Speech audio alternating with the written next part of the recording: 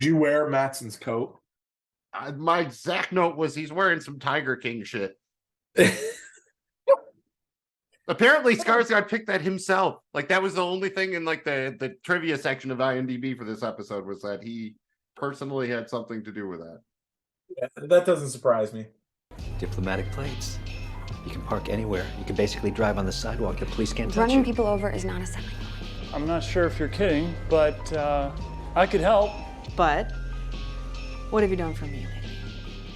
Welcome to Suc10, where we break down episodes of the hit HBO series Succession in 10 minutes. I am one of your hosts, Jamie G. Esquire, the fifth, Mayor of Paradise City. I'm here with my co-host Magnum to break down the 7th episode of Season 4 of Succession, titled Tailgate Party. As a card-carrying member of the Bills Mafia, I just want to point out that you can't have a real tailgate party without at least one table dive.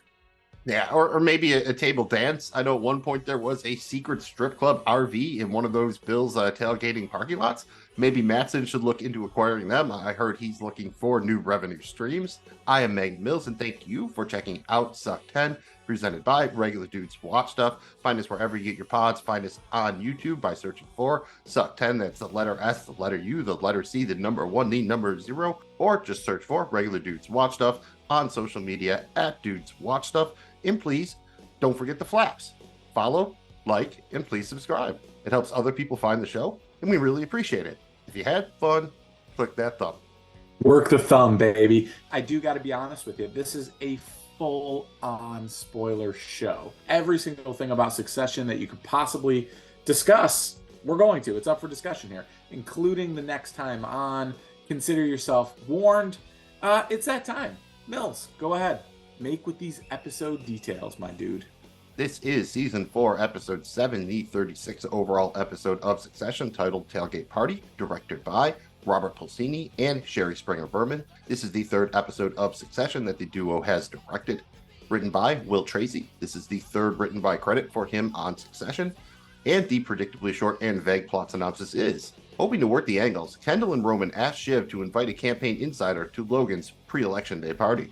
I love a good tailgate party, but the game starts soon, so we've only got 10 minutes starting now. Well, that is just enough time for us to give our overall thoughts on Kill List. This is Succession. This is the game being played, unfolding before our eyes, and it is making for some incredibly good television. I mean, for real, for real. This is a outstanding show, dude. Like, we're really starting to get into all the fun stuff about, like, I don't know, other, say a Game of Thrones, where it's like, who's gonna get the throne? Well, this is literally kind of that in a different modern way. I love all the different angles being thought out and played. The dialogue was through the roof. I mean, fantastic, dude. There's so many one-liners, quotes in here that are both poignant but also hilarious. It's just an absolute masterpiece. There's almost so much. Where do I even start when it comes to the dialogue? I mean, fantastic, dude. Cannot say that again. This episode was awesome. I cannot wait for the election episode. This is everything I ever wanted in Succession, and it's at its peak. We are peaking right now. And you know what, guys? We got to just pause for a second and be like, thank you. The show's going to be over. 3 more episodes or whatever it is, 3-4 episodes. It's going to be an incredible ride, but then it'll be gone. We need to remind ourselves we are witnessing an incredible talent being displayed in an amazing show. Just fantastic television. Thank you, HBO. Thank you, everyone that works on this show, not just the stars. I'm talking about everyone that makes it happen. And you know what? We'll accept your thank you for breaking it down right here on Suc10. Am I crazy, or was this awesome? You could call me maybe, or I think what you were really just describing to people was House of the Dragon. You got Game of Thrones combined with Succession. So, right. Keep it within the HBO family. Yeah, seriously, this was a really good one. There's a little bit of danger that they could be just working extra hard here to set everything up for the final couple of episodes. And it feels like that for a minute. And then they kind of just hit us in the end with some kind of, I'm guessing, resolution for Shiv and Tom. You have your boy K-Dog finally thinking about making his big move. Roman seems to be kind of flailing. It looks like they're going to maybe pay off Connor's election plotline that's been going forever. I think this was a really good job. Mattson absolutely slays, probably my episode MVP, despite the fact that, again, not necessarily a coder and not a good guy. And he's, also a liar, but still, man, he had some lines, like you said, the dialogue this episode off the chart, the acting performances off the chart. As much as I hate to see it go, the way they're going right now, I'm thinking that doing the 4-season cutoff here was probably the right move. Whether we want more or not, we'll always want more. But I think they're really kind of building towards something here. So I do want to say, man, really good point on kind of getting it right. It must be so tempting to stretch on past 4 seasons. I think you're right. I think they'd rather kind of Barry Sanders this thing and retire early during their prime than try to stretch it too far. So I'm with you, man. 4 seasons was like, I wish we could have got 5 or 6, but dude, they're doing it right. I'm in for it. It turns out that Mattson isn't all he's cracked up to be. He's got a 2 Indias thing going on. He's not even really a coder. Jamie G, are you at all surprised about these Mattson revelations?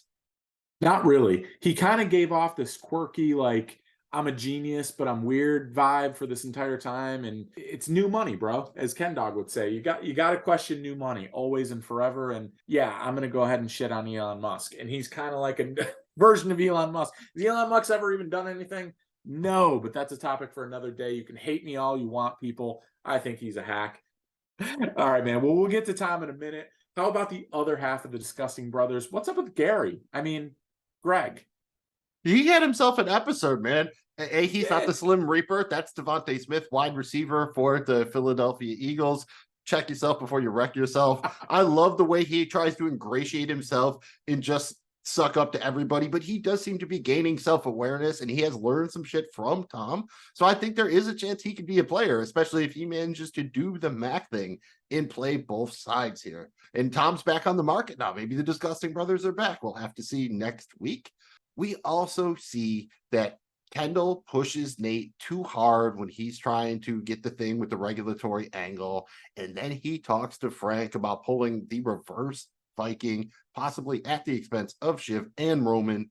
Jamie G, what is up with your boy K-Dog? Is this a delusion of grandeur thing because he killed it with the Living Plus? Or is he actually onto something and he's got a real plan? I've said it all along. Despite all of his challenges, the ups and downs, he is the one that is most ready to and would be the most successful leader here. I really believe that, dude. And I think he knows he can not only kill the deal and stay in charge, I think he can do something bigger and better than his father ever did. Shiv and Tom, they finally clear the air. It was an incredible scene. And to paraphrase Ghostface Killer, they'll never be the same again. Any thoughts on that Tom and Shiv scene on the balcony? I thought it was absolutely fantastic and incredibly riveting. And I was waiting for her to say, I'm pregnant. Yeah, I was too. And shout out both actors here. I mean, this is just raw. And shout out Carl Thomas. I didn't expect that shout out there. I was just blown away, man, because I would say this is 90% truth, 95% truth, probably about as truthful as they can possibly be. I'm going with maybe Tom's 100% truthful and Shiv was like 90% because I think she did care for him at some point, but I think almost everything else are real truth bombs that are dropped, and that adds so much power to it. I mean, almost ironic here that the episode opens up with Shiv not really getting a joke from Tom about the scorpion thing, and then ends with him not getting a joke about, him getting fired, basically. And neither one were really jokes. They were almost, I don't know, assertions of dominance or something like that. But I think there's some good dramatic irony here. I think they absolutely killed it. And, we'll talk about it in predictions, but it's going to be tough to come back for this one. And yeah, I don't know what Shiv's going to do. Like I said, predictions. Jamie G, any other thoughts on this big scene? Well, I agree with everything you said. It was complete. I don't think I've ever seen them yell at each other before. It was awesome. It seemed like they were back. I love this. No diggity, no doubt. Now, if you guys follow us, our favorite part of Succession is the dialogue. And with such great pleasure that we present our favorite quotes of the episode. I'm going to go back to that scene. I'm going back to that scene, and I'm giving it to Shiv. I don't like you. I don't even care about you. I don't care. And I think for the first time since we've seen these two characters, she means it. Again, so many good ones here, but I just like the idea that at least on some level, maybe it was just a little bit of possessiveness, but when Kendall kind of comments on the people inside at the party. You know, these assholes in here are assholes. Yeah, but what's his fucking game? Like, is he going for freak out or is he flicking the same beans as us? What a win, dude. And he might just be a jerk off from Gothenburg, but it's time to smash the Swede. What is our Mattson moment for Tailgate Party? Oh man, Mattson had Tom on the ropes all night, you know, with the firing stuff, but I think he might have landed a coconut flavored fatality. Hey, I'm about to take a shit in your husband's mouth, and I'm pretty sure he's gonna tell me it tastes like Coco Man. No, I'm not. I'm not. No, but seriously, it's a really, really nice place. Thank you. Thanks. Who'll get to keep it in the divorce? Coconut flavored fatality definitely sounds like the title of a band that does heavy metal covers of Jimmy Buffett songs. And you know what? I think I'd go for it. Speaking of hot fire, what's up with the burn ward this week? That final scene with Shiv and Tom might have brought the joint to full capacity. Am I right? Let's just say we're hoping that the fire marshal doesn't show up. I mean, Shiv, what did you think of the tailgate party? Bullshit, pre-election, brain-dead, AOL-era, legacy media, putrid stuff, mushroom, fuckfest. And I think it's fair to say that Rava is not a fan of ATN. I was raising our daughter while you were fucking running a racist news organization. Great. Hey, Rava, any advice on how Kendall can be a better father? And I don't know, just maybe call your fucking daughter. And not everybody loves their parents' friends, but Kendall is really not a fan. Come on, they're not all crypto-fascists and right-wing nut jobs. We also have some venture capital Dems and centrist schools. Dad's ideological range was wide. But at least the Roy siblings can all agree on one thing. Yeah, just fuck Marsha. Seconded. Great. Carried. And given Mattson's evaluation of his team, we should have known that something was up. So I have a number 2 who's moonbeamed on edibles and a communication officer who's terrified of communicating. Well, it's not like Mattson is a fan of Roman or Kendall either. Is it gonna be, and no offense, Shiv, but the failed sons? Really? Is that a good option? They will do what he did, but they will do it stupider and uglier and less amenable. Nor does he have time for the rich and important people at the party. I'm just gonna take 5 and then I'll be back with the dipshits and limpticks. He might be coming around to Gary. I mean, Greg, though. I thought you were backwash at the bottom of the gene pool, but this is something else. And at least Emma puts Oscar in his place. I've seen him cut your balls 100 times. Yeah, it's a little bit boring. I think it's safe to say that Roman is not a big fan of the conheads. Write up a fucking statement, okay? Wind up the old fax machine and fart it out to your oddball army, okay? Oddball Army, also the solid name for a ska band. And let's start with Tom before moving on to Shiv. Yeah, you really kept me safe while you ran off to fuck the phone book. Oh, And then you fobbed me off with that fucking undrinkable wine, and you won't have my baby because you never even thought, honestly, you'd be with me more than like 4 fucking years. You're too fucking transparent to find in a book. I think you are incapable of love, and I think you are maybe not a good person to have children. It's not my fault that you didn't get his approval.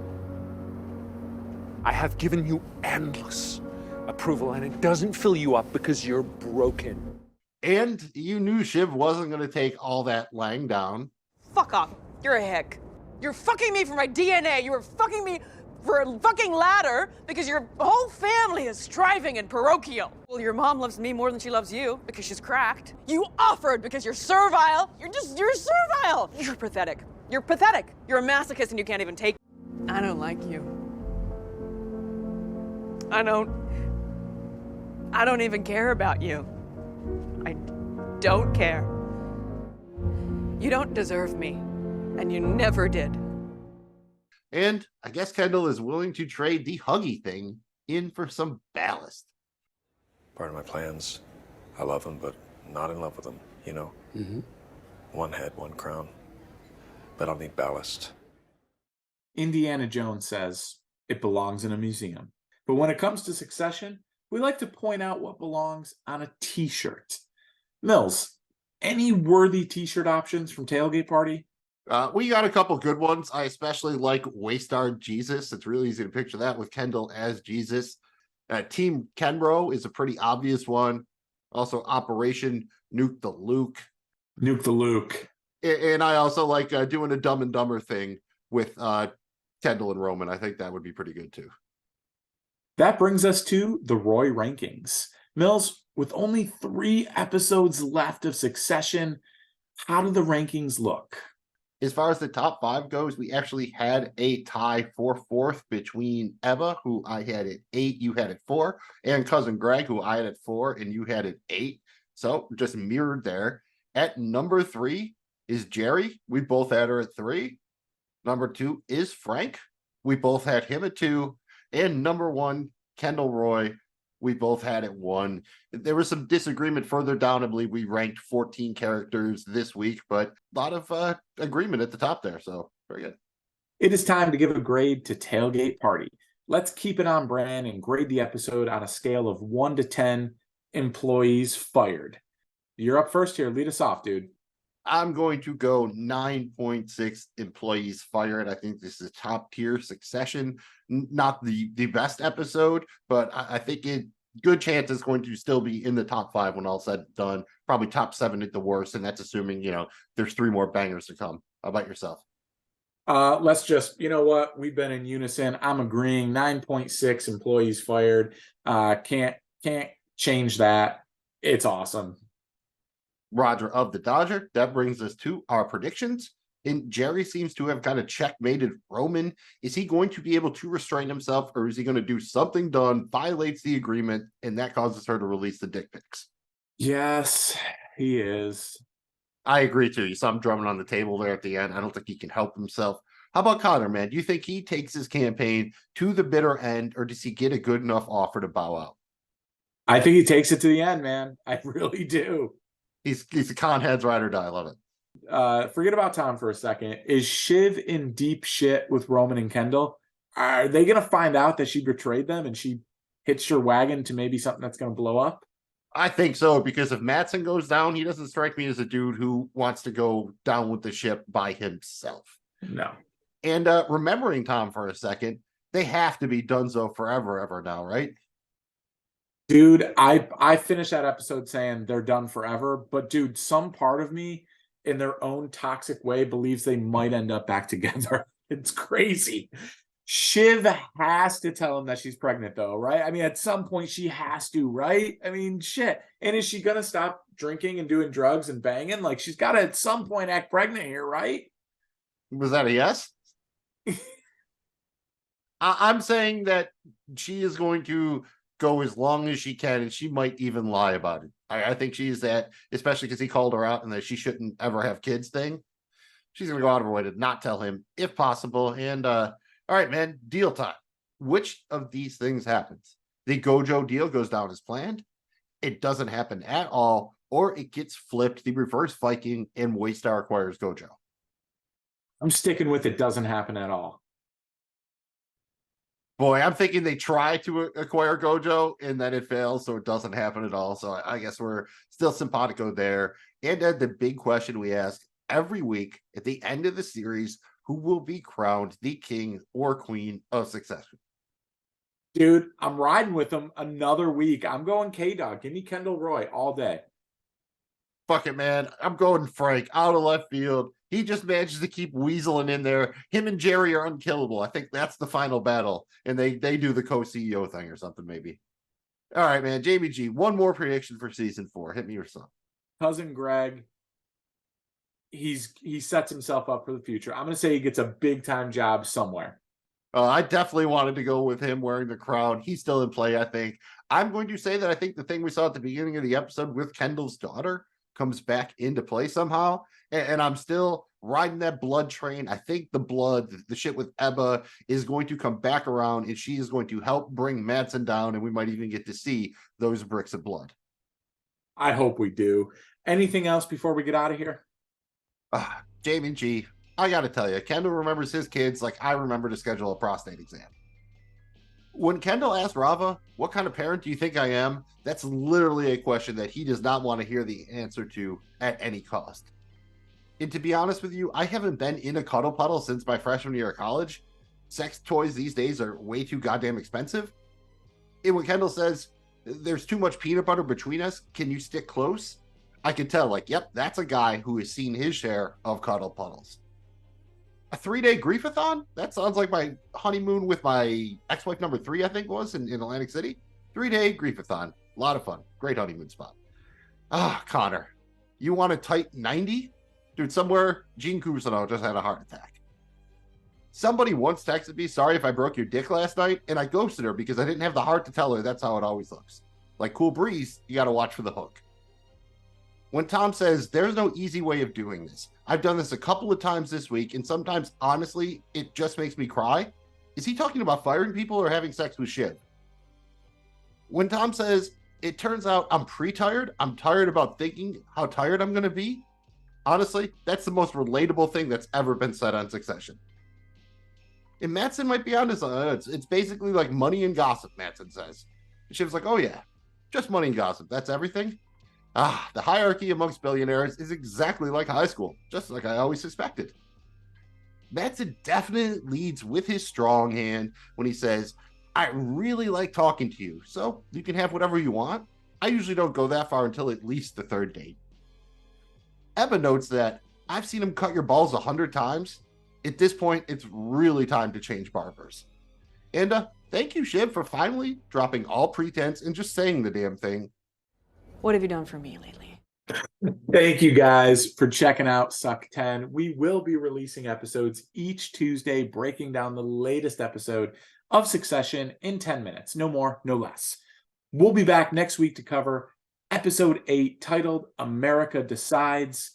Anything else to add here, Mills?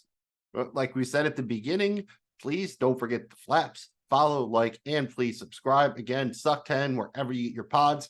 That's Suc and the number 1, the number 0, SUC10, Suc10, at Dudes Watch Stuff on social media. You can also find our podcast, Regular Dudes Watch Stuff, wherever you get your pods, on YouTube. Thank you again for checking us out. On behalf of myself, Magnum Mills, and Jamie and G, the real-life Disgusting Brothers, always remember, you can't make a Tomlet without breaking some Gregs. Well, these hands aren't going to fuck themselves, so... Go get yourself some Greglets.